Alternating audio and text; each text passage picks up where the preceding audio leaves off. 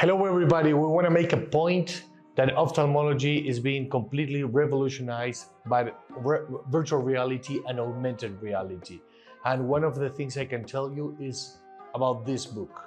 I think this book is extremely powerful because it exactly says that how we can completely redefine the way we train surgeons in a safe environment. In this book, we have a short phrase that says that nobody wants to fail. That says that highly complex organizations and procedures like surgery can happen only when we confront our mistakes, learn from our own version of a black box, meaning that we can see what happened and to analyze our mistakes, and we create a climate where it's safe to fail. And guess what? This is exactly what you're gonna see here. By virtual reality, in this case, I have a simulator here with me, and we're gonna apply and we're gonna do an analogy with the airplane industry in how they train surgeons. This can only be done with virtual reality. Can also train us a little bit more in how to think and how to be disciplined and how to be organized and how not only train but perform. In this touch screen, you're going to see how, as a surgeon, I can train in basic skills and surgical skills. And I'm going to put one specific surgical skill for you to see how I'm gonna, train and have, especially I'm gonna have feedback. Okay, I'm gonna have feedback from a virtual reality environment. I'm gonna choose my own scenario. Here I'm gonna do cataract surgery in a hard cataract. I'm gonna change the settings of my machine. We do this surgery with a machine called the Phaco emulsificator. Okay, and here you're going to see me. I'm gonna configure this machine the way I want. Give me 1 second, right here, perfect. And what you're gonna see in the screen, okay, is all the settings that I need to be aware, like a pilot, so I understand how I deliver the energy to remove that lens. You're gonna see a side view that is something we don't see regularly in the operating room, so I can, learn how to make good decisions. And also the machine is gonna guide me through augmented reality.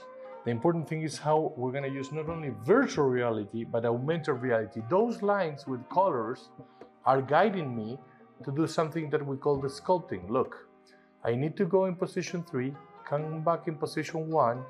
The machine is also giving me feedback in yellow, is telling me, you know what, your ultrasound, it's higher than what you should have. So I need to change the settings in order to make a good surgical step.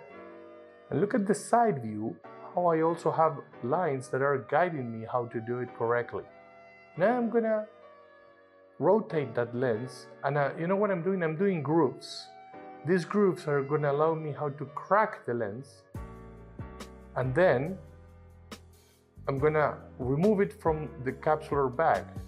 But the key here is that we have a structure called the capsular bag that it's very tiny and very fragile. So I need to be very careful because I'm delivering energy, but also I need to be careful. Look, when I finish the grooves, now the machine is telling me, hey, there is a line here. You need to put the 2 instruments down and push to the sides in order to crack it. You see? So I'm cracking that lens, but I need to be very careful not to damage other structures, for example, in this case called the sonula. Here, do it again, cracking again. You see, because I'm guided with augmented reality, and this is so powerful in somebody in training. But guess what? It's also very powerful for somebody who actually is an expert, because he's, measuring the strengths of how he's doing what he's doing. Now I'm gonna remove that lens, and if that lens, I remove it in the incorrect place, it's gonna turn red like that.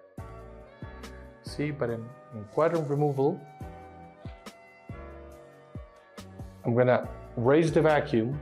It's very important to to change the settings of my machine in order to do the correct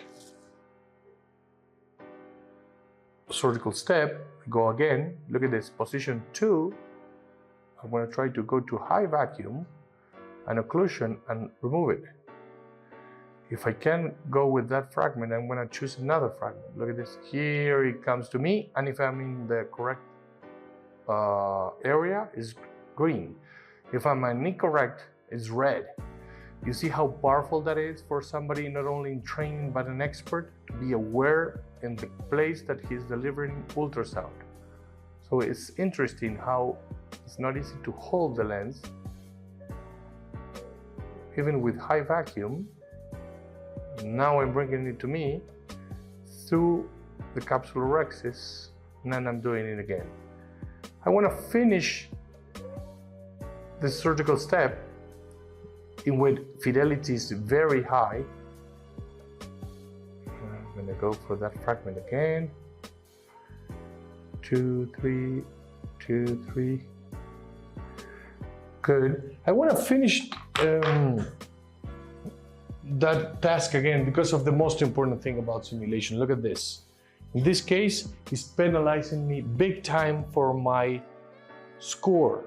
Imagine how powerful it is for a surgeon, to have real feedback in real time. But the best part is it's objective. Okay, you see what happened here. It says that I did a lot of ultrasound, that is the energy, that I did some damage to the cornea, that is a structure that I need to be very aware of. I did have a correct target achievement, but I wasn't efficient because of time. And also there was some issues about how I deliver ultrasound by putting ultrasound that is energy outside what we call the safety zone.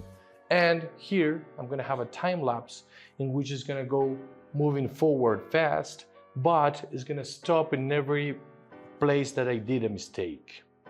Again, what we think is virtual reality is revolutionizing ophthalmology because it's creating this accelerated learning ecosystem in which we can have different scenarios so we can learn how to think, in which we can repeat the task many times, in which you have a mentor next to you giving you feedback, but also assessing your skills and seeing areas of opportunities for you to improve. We are very happy that around the world now surgeons are going to be able to train, to warm up before surgeries, but most of all, to have feedback to improve in their areas of opportunity. Thank you.